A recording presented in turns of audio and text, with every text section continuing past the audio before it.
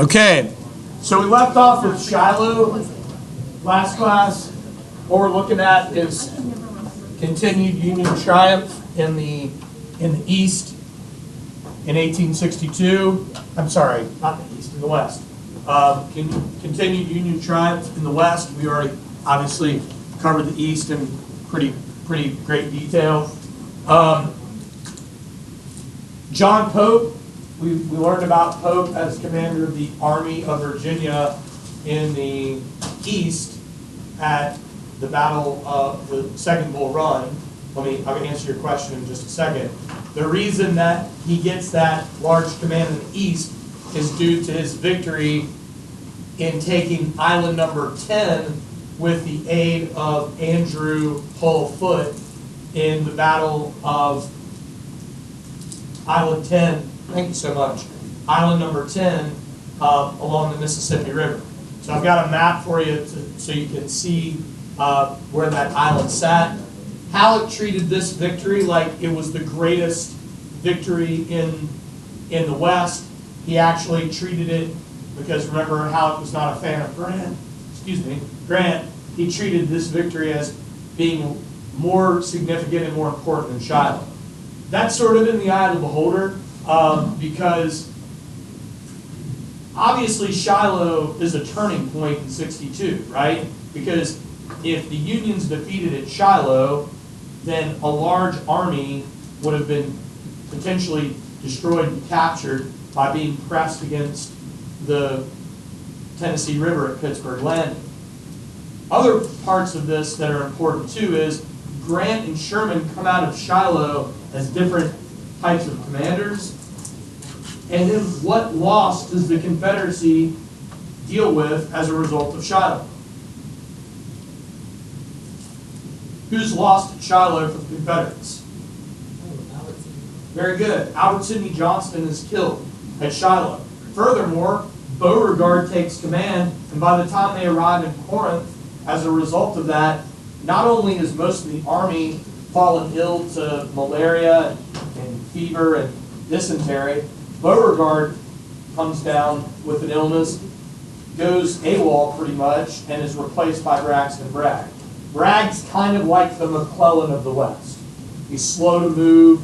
He's not. And again, we can't look at this as a weakness. It is a weakness, but we have to put ourselves in the shoes of McClellan and Bragg. They did not take it well when they lost lots of their men.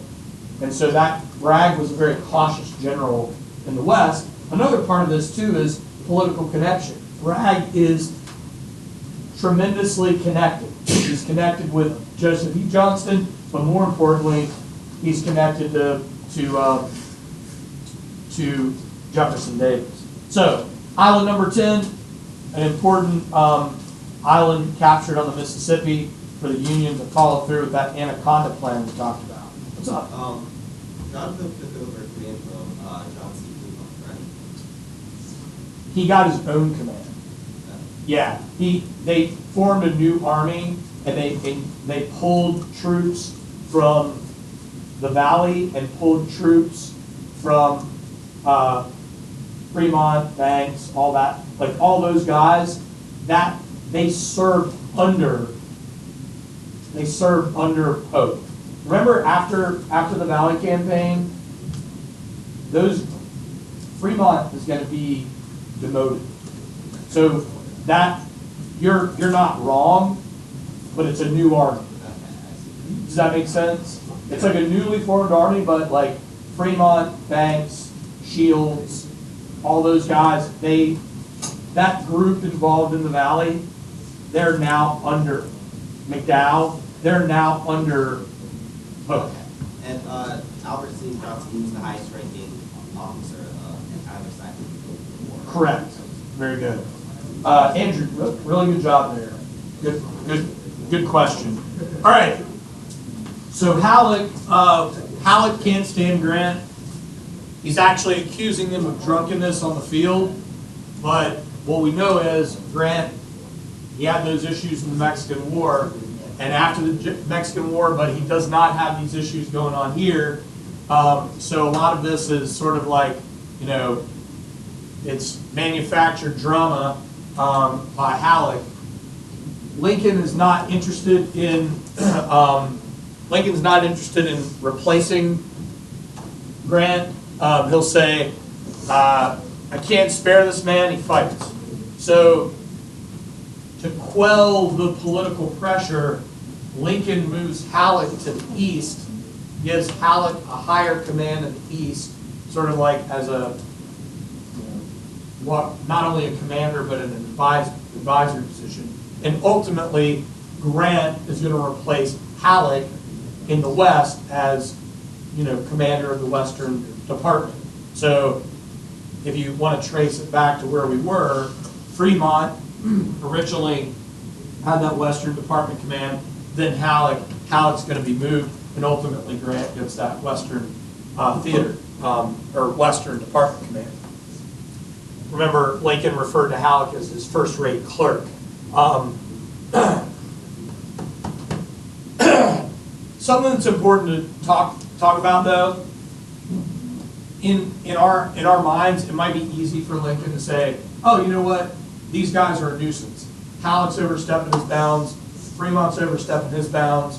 I just want to get rid of these guys and remove them from command." You can't do that, right? These guys have a tremendous amount of clout.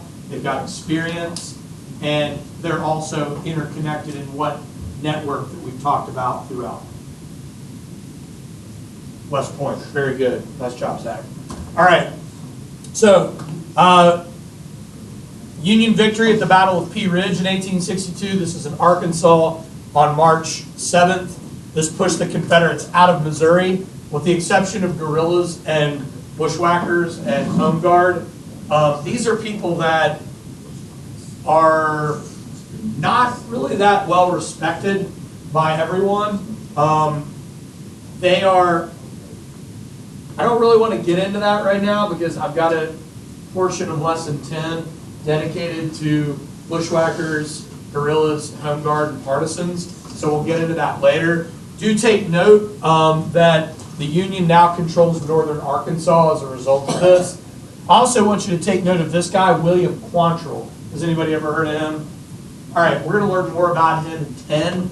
He is the most famous bushwhacker from Missouri.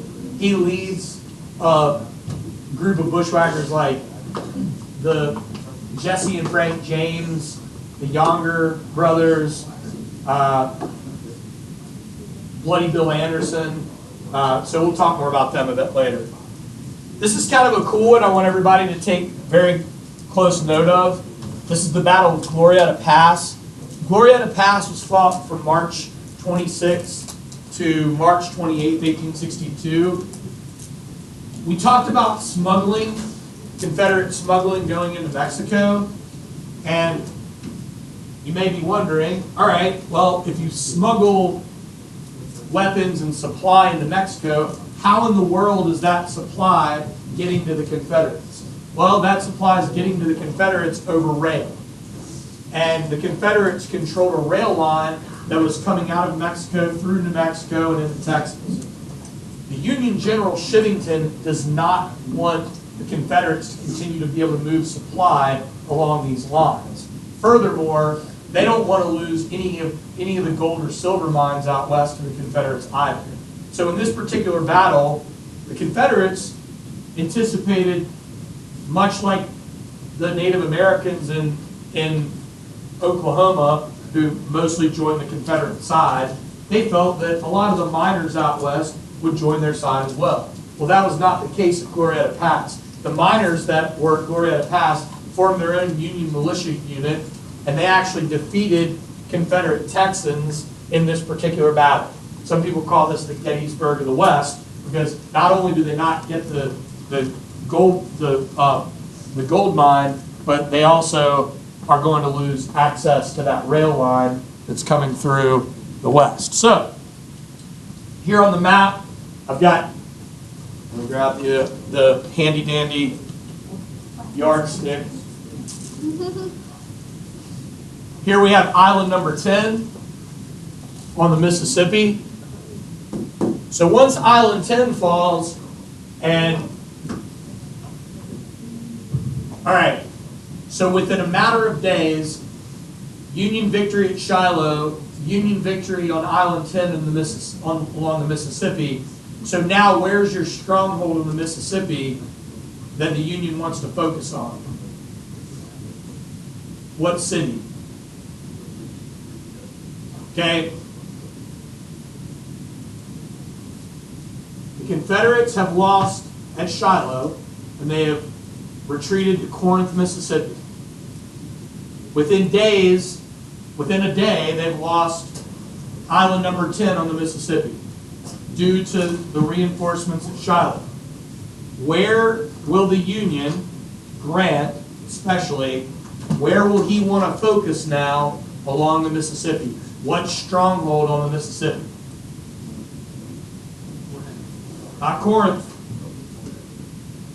A far more important city that lies on the Mississippi in a severe bend in the Mississippi. That's a really good guess. The siege begins in Jackson. Awesome. It's Vicksburg. The siege begins in Jackson. The attack is on Vicksburg. Well done. All right. So these are Foote's gunboats that are going to attack Island 10. Or Andrew Hull Foote. He actually gets removed. He gets promoted as a result of Fort Henry, Donelson, and Island 10, and then he mysteriously dies in New York in 1863 when he gets his Eastern Command. And he also assassinated. Nope. Doesn't he also Scott died. He fell ill and passed away in New York. That sounds like Doesn't he also- conspiracy stuff. Didn't he get shot in the Interesting. foot? He did. That's a good way to remember him. Andrew Hull Foote was shot in the foot at Fort Donelson. Yeah, keep that in mind. All right. So can everybody see what I was talking about here? Do you see the importance of the supply lines? Here's Glorietta Pass.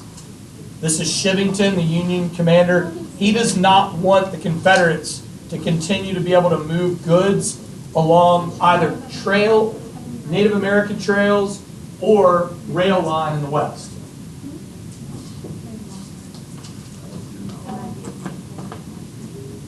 All right. So the war will continue to drag on in 62. U.S. Admiral David Farragut commanded the Gulf Expeditionary Force, 24 ships, 245 guns, 19 mortar boats, and 15,000 soldiers who were led by Benjamin the Beast Butler. That's what they called Butler in New Orleans, the Beast. In fact, they started making chamber pots with his face on the bottom of them to sell to folks throughout New Orleans. Because the people hated them so much. They took the port of New Orleans on April 24th. Farragut and his expeditionary force take Baton Rouge, Louisiana on April 29th. And then this is a dagger. They take Memphis on June 6th. The Union now sets its sights on taking the Mississippi in its entirety. Nice work, Justin. They want to take the heavily fortified city of Vicksburg. And Gavin, good point on Jackson. Jackson, Grant will start the siege from Jackson, and we'll talk more about Vicksburg a bit later. October 8th, 1862, tremendously important battle, and I want everybody to kind of take a look at this. The Battle of Perryville, Kentucky, heavy casualties, devastating Confederate loss because the Confederates now lose control of Kentucky. All right? So General Braxton Bragg, who had replaced Beauregard, is defeated by Union General Don Carlos Buell. Remember, Buell, his main success is in 1862. His two most crowning achievements in the war, his Army of the Ohio will reinforce Grant and Sherman at Shiloh, and his Army of the Ohio will defeat Bragg at Perryville. Very important tactical victory for the Union to hold Kentucky. Nearly 8,000 killed, wounded, and captured in this battle. Kentucky is firmly in the Union hands. Following this battle, or not long after this battle, Buell will actually be relieved of command because he's slow to pursue Bragg in Middle Tennessee. And we'll talk a little bit about his replacement, Rosecrans, here shortly. So this is the Union capture of New Orleans. And I want to talk a little bit about David Farragut. Has anybody ever heard of Farragut before today? Good. If you were with me in the past, you've probably heard about Farragut. Tennessean, born and married to Virginian. His wife, Virginia, her roots were Norfolk, Virginia. Joined the Navy at the age of 9. So On a scale of 1 to 10, how illegal was that it's a little illegal. So he joins the Navy at the age of 9, rises to the rank of prize master. You know what a prize master is? They're kind of like responsible for mustering sailors on a ship. That's kind of a big job, especially for a 12-year-old who's serving in combat in the War of 1812. At the age of 12 years old, he was wounded in Valparaiso Bay. By 21, he is a naval officer. He fought in the Mexican War, oversaw the construction of the Mare Island Naval Yard outside of San Francisco, lived in Norfolk at the start of the war, but viewed secession as treason, moved his wife to New York during the war. He's our first Rear Admiral, Vice Admiral, and Full Admiral of the United States Navy.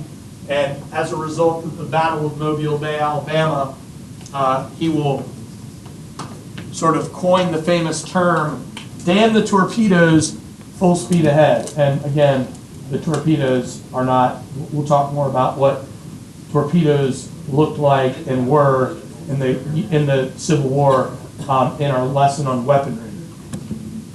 So, Farragut, quite the service record for the United States Navy. This is where we wrap up the Battle of Stones River, also known as the Second Battle of Murfreesboro. The Union of the Cumberland, that's formerly the Army of the Ohio, led by Buell. It's now commanded by General William Rosecrans. Do y'all remember Rosecrans? We talked about him. He was the guy that served under McClellan in the Western Virginia campaign at Philippoli and Cheat Mountain, Laurel, and Rich Mountains. Replaced Buell. Buell was slow to move on Bragg in Middle Tennessee. Buell had been a little too conservative for Grant's liking. Buell was moving a lot like McClellan, sort of in the West. What's the mission? The mission is to control Middle Tennessee and take Chattanooga. That would open up the gateway to Atlanta. So, most of this prep occurs in Nashville. Remember, Nashville is the first Confederate capital to fall. A lot of valuable time wasted. It kind of felt like the Peninsula Campaign in the West in Middle Tennessee. So in late December, Rosecrans begins to move on Confederate forces outside of Murfreesboro, Tennessee, which is not too far outside of Nashville. Do note that the first Battle of Murfreesboro, very small battle, it was like a skirmish that was a Confederate victory led by Nathan Bedford Forrest. There's General Rosecrans, Old Rosie, as he was called by his West Point buddies. All right, so Bragg, remember he's the guy that replaced Beauregard, West Point class of 1837. Not really fit to command the entire Confederate force. Some of these guys that get to like large army commands, they did great as brigadier generals. They did great as, division generals, but they didn't do so hot when they had an entire force, and he was one of those individuals. Most of his men didn't really want to serve under him. Breckinridge actually challenged him to a duel after the Battle of Stones River because Breckinridge's 1st Kentucky Brigade is going to be completely ripped apart on January 2nd. At the end of the Battle of Stones River, Breckinridge, they never followed through with the duel. Breckinridge keeps his command, but ultimately we know Breckinridge rises to a higher position in the Confederate. Well, Breckinridge serves in the west, then gets a command in the east. We're going to talk about later, and then he'll ultimately have a position as Secretary of War in the Confederacy. Bragg has a command of 38,000 veterans, 10,000 under Kirby Smith, who was a West Point class of 1845. 7,500 of Smith's men were sent to fortify Vicksburg. Cavalry was a weakened force during the battle. Both Nathan Bedford Forrest and John Hunt Morgan were detached for guerrilla raids, so it was left up to the command of General Wheeler. Joe Wheeler, we'll talk a little bit about him moving forward. That's the Confederate cavalry commander at Stones River. Battle of Perryville, remember Bragg had lost a really important tactical victory here, and Kentucky was in the hands of the Union. Here we have Braxton Bragg on the left, Kirby Smith on the right. Smith ends up getting a larger command. He'll command forces following Vicksburg in the Trans-Mississippian Theater. So he'll have command of all soldiers west of the Mississippi following Vicksburg. We'll talk about him a bit later.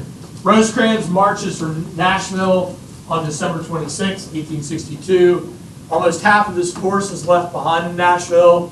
They stay back to protect supply lines and defense against cavalry raids, potentially led by Forrest and Morgan. So Joe Wheeler's cavalry will support Bragg. Bragg's army is northwest of Murfreesboro. Both armies are divided by the Stones River. Bragg's lines have been established for about a month. Both generals have identical plans. They want to hit each other's right. They want to get behind and cut off their base of supply, and they want to carry them out on the same day. They don't want days of fighting in this particular battle. On the night of December 30th, both armies' bands had a musical duel, playing Dixie and the Bonnie Blue on the Confederate side. They had played on the Union side Yankee Doodle and Hail Columbia. Both sides played Home Sweet Home and sang in unison together across the lines. I uploaded those. There's obviously we know there's Civil War reenactors. Well, there's also regimental brass band reenactors. So I have with this lesson, I have uploaded for you guys clips of those songs being played. On December 31st, Bragg and the Confederates attacked at dawn. General William Hardee hit the right flank and hit it hard. This occurred actually while the Union was still eating breakfast. Union soldiers referred to the worst of this attack as the slaughter pen, referring to the slaughter pens in Chicago in the meatpacking district. By 10 a.m., Confederates captured 28 guns and 3,000 Union prisoners. The battle raged on for the rest of the day, and the Confederates were under the impression that they had this battle won. I got a little slide here for you, the Battle of the Bands in Tennessee. This just kind of tells you where the armies are bivouacked, just 700 yards from each other, and they're just playing music back and forth, and then in unison. Sort of a somber moment, a moment we can connect to during the war. Yeah, exactly. So here we have the lines. These are Bragg's lines. You see Breckinridge's Kentuckians. This is the town of Murfreesboro, right? We've got the Stones River that divides the majority of the forces. And then this particular line here is going to be Rosecrans. This is George Thomas, Virginian, and this is Philip Sheridan. Sheridan's men were the ones that were hit by Hardee's men on right flank at the slaughter pen. On January 1st, New Year's Day, very little fighting. Both sides were tending to the wounded. On January 2nd at 4 p.m., Bragg ordered an attack. Breckinridge and most of the commanders did not want to attack because they were not in position to attack, but they followed orders. The Confederates lost 1,800 in less than an hour. The 1st Kentucky suffered some of the heaviest casualties. They also lost their Brigadier General, Roger Hanson, and the commander of Kentucky forces, Confederate forces, John C. Breckinridge, referred to them as the Orphan Brigade, riding along the lines, my poor orphans, for a handful of reasons. Number one, they lost their leader. Number two, they couldn't return home because Kentucky was now under control of Union forces. On January 3rd, Bragg begins a retreat to Tennessee, and then on to Bragg will move to Tennessee, and Bragg's officers are absolutely furious over this. Only gained support from Davis and Johnson. Rosecrans gets resupplied, reinforcements, and will take control of Murfreesboro on January 5th. Casualties, missing, killed, wounded. You've got really the highest percentage of casualties of any major battle of the war. Almost 13,000 Union, almost 12,000 Confederates, and over just 76,000 engaged. And then Rosecrans will spend almost half a year reinforcing Murfreesboro. They called the massive earthworks around Murfreesboro Fort Rosecrans. And then the next battle that we're going to, in the Tullahoma campaign that we're going to talk about, is going to be the Battle of Hoover's Gap. So we'll pick back up on that when we get into the war in the West in 1863. So we have a map of movement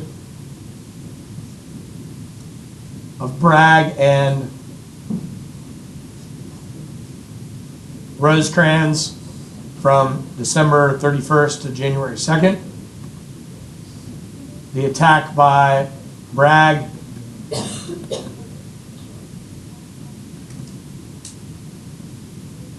The Union under George H. Thomas holds. And then Bragg's army will retreat.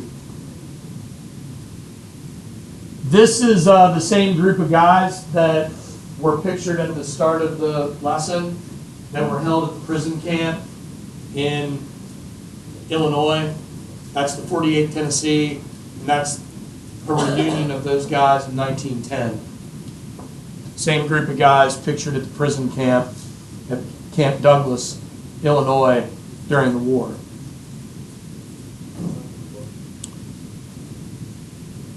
Question. Sure. Completely irrelevant to anything like on the test. But why did that like almost all the general staff that had years? Because I know when you're a soldier out in the field, you know, they usually do two cuts and stuff, you know, to reduce head lice and that stuff. But like, why did all the generals have years? It's a number of reasons. Number one, low maintenance. Number two, it was fashionable to have it really got more fashionable between the end of the Mexican War into the Western Indian Wars, where these soldiers would wear these large beards, and then obviously we've seen a lot of the guys like, you know, these sort of crazy looking mustache or That would be pretty high because you know, when you're in the field and you know you're not showering or anything, that stuff gets lice and all sorts of stuff. Yeah, lice is a big problem in this war. In fact, we're going to talk about in the prison camps. A lot of times they would play games where they would heat up a tin and they would throw lice on them and have these lice races, like to see, yeah, it's kind of weird. Yeah, a lot of it, I mean, a lot of it had to do with fashion and what was popular at the time, but a lot of it had to do with low maintenance. The reason I have a beard right now is because I don't want to shave it. But you still have it in like a shape. Yes, I grow a symmetrical beard. Is that just natural? Like, is that what your face does? Because I know in the Marines and stuff today, they grew on you, so that's. No, they did not, I mean, some guys got haircuts in the field, they cut each other's hair, but a lot of guys just let their hair grow out because they did have time to cut their hair, they did have time to shave, but it was personal preference. If you wanted to be shaven in the field, then get a wig up, and you also had to have the supply to do it. You know, do you have a razor on hand for shaving every day? Do you have is that in your mess kit? It depends, right? Like for a guy like Jeb Stewart, his beard was a status symbol, right? The large beard was sort of part of his persona. So yeah, I think it's a sort of a personal choice, you know, whether they're gonna keep the beard in the field. I mean, I can't imagine, like, I eventually have to shave my beard after about 2-3 months because it gets so hot. I mean, I couldn't imagine having this massive beard in the middle of battle in the, you know, hot months of July and June, July, and August, you know. What if it was majestic and made your face step down? Yeah, well, it's only so majestic for my bride, you know what I'm saying? That's a really good question, though.